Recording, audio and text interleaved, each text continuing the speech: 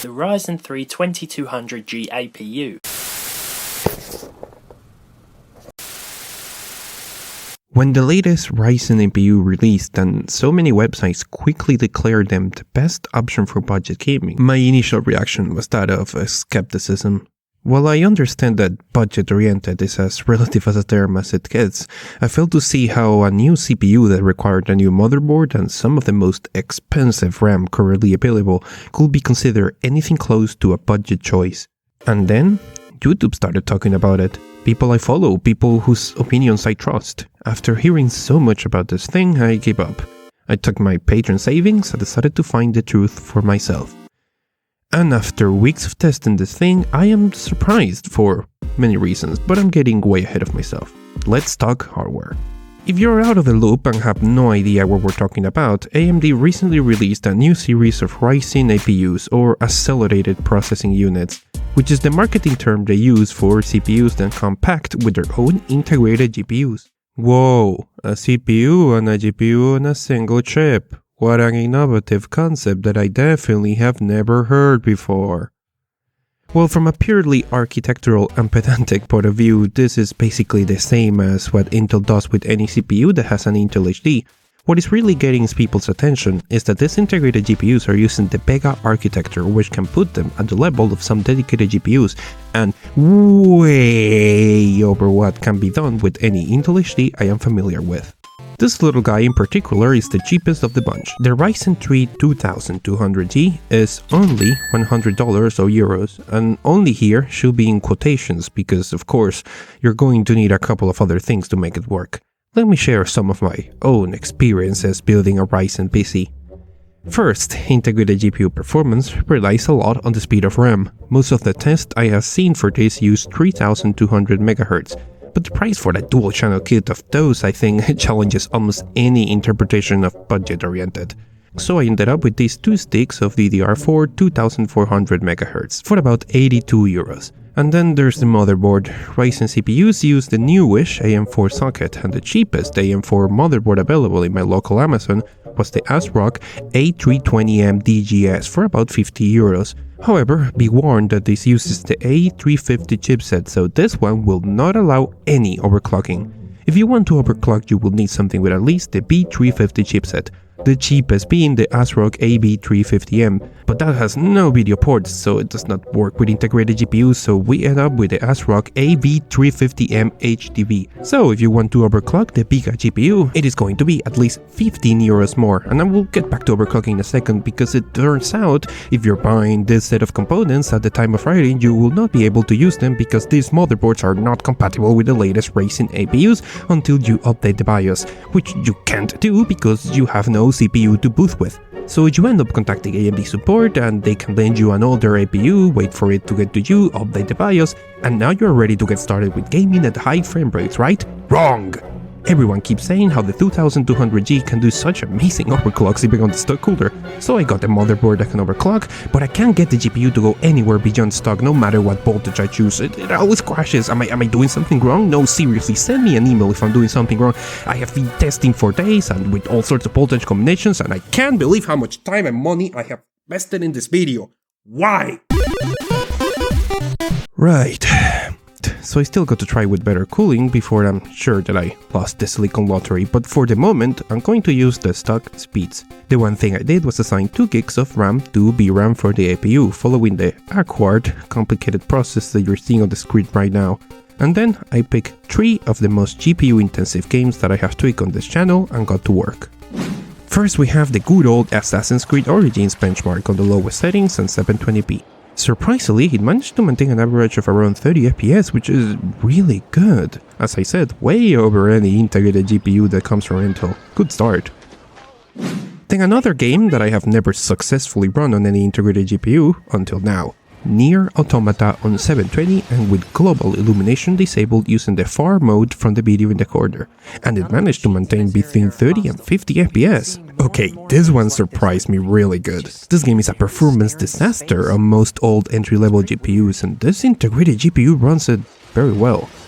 And finally, a very interesting curveball, Wolfenstein 2 The New Colossus, probably the most GPU-intensive game I have done on the channel so far. It also has the Vega and Ryzen logos at the start, so I suspected it has some optimizations that will make it work especially well on the 2200G. On some regular combat missions, 720 lowest settings, there are some slowdowns on the craziest moments, but this is very impressive performance.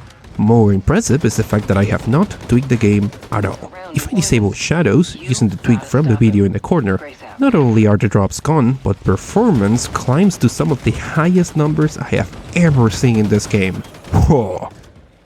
Right, that is impressive, much better than I expected. But before declaring this the king of budget, we need something to compare with. For the sake of argument, I'm going to imagine that you, dear viewer, plan to build a PC from absolute scratch and are considering the CPU. Let's use my regional prices as a point of comparison. Yes, I know these are all probably more expensive than some of your countries, I'm only using the prices as a point of reference. Let's say you get the cheapest AM4 motherboard that will not overclock. That means that the motherboard plus RAM and APU is about 230 euros. Now let's imagine some hypothetical cases to study. Case number 1. You want to spend as little as possible, you have access to a decent market of used components, and you're willing to buy some of the parts used. If you're using a dedicated GPU, dual channel RAM is not nearly as important, so a single stick of 8GB of DDR3 RAM is about 64 euros. A brand new GT 1030 is about 83 euros, and let's say you hunt down an older motherboard with a first generation i5. Recently, I got this guy with an old but still pretty reliable i5 750 for about 60 euros. That is a total of around 206, only 30 euros under our brand new Ryzen components, but how does it perform? Not as different as you will expect. The Assassin's Creed Origins benchmark on the exact same settings shows only a slight increase in average frame rates, not as different as I would have expected. Okay, so Nier Automata is a different story, as the game had frame rates between 50 and 60. They're both pretty playable, but the GT 1030 comes a bit ahead in that regard. Wolfenstein 2 was a big surprise. Even with the shadows disabled, the GT 1030 is struggling to keep even 30 FPS in the same place where the Vega iGPU was just blasting ahead. Since this game tends to like its VRAM and is clearly using all of the GPU's VRAM and some of the slow single-channel DDR3 RAM, the Ryzen with DDR4 just manages to stay ahead. So our test comparison computer offers a very different but somewhat compatible performance. Is this really worth it for the 30 euro saving? If we start buying the RAM and the GPU used as well, that will probably tilt the scales of value away from the Ryzen APU, but let's be honest. Comparing it to used components is not very accurate, a bit of a false comparison really. So case number 2, you only buy new components. I searched Amazon for the cheapest CPU that was at least a hyper-threaded dual-core and found the i3 4170, which is actually more expensive than the Ryzen. The cheapest motherboard for that socket is a measly 37 euros, but even with the savings on motherboard and RAM, it does not compensate the fact that you're not going to get anything close to that level of performance on the included Intel HD. So, add the GT 1030 from before, and the total is 60 euros over the Ryzen components for what is arguably not that good.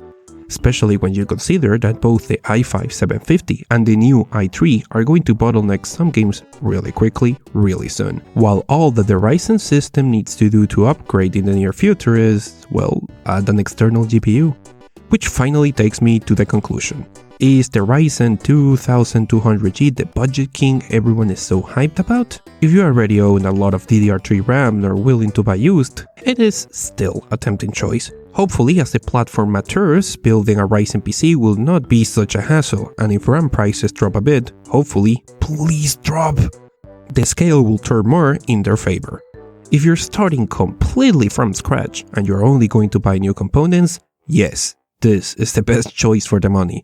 Like, it's not even a contest. It is really impressive what AMD has managed to put into an integrated GPU, and I'm happy to see so many mainstream channels acknowledge integrated GPUs as a valid way to play. Let's hope it stays that way just for a bit longer. Thank you to the Patreon contributors, the true heroes of this story. I had to save donations for like 3 months to buy everything that was needed, so thank you.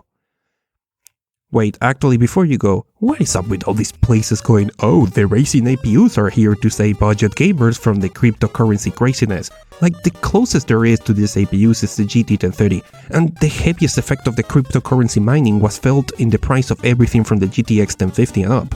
That is not comparable to an APU. I understand that the crypto crazes damaged the PC platform, but like 50% of the people in Steam hardware survey are using GPUs that are not affected by crypto mining. Like, come on, there are GPUs besides the 1060, the 1070 and the 1080, you know? Okay, it feels good to get that out. Carry on.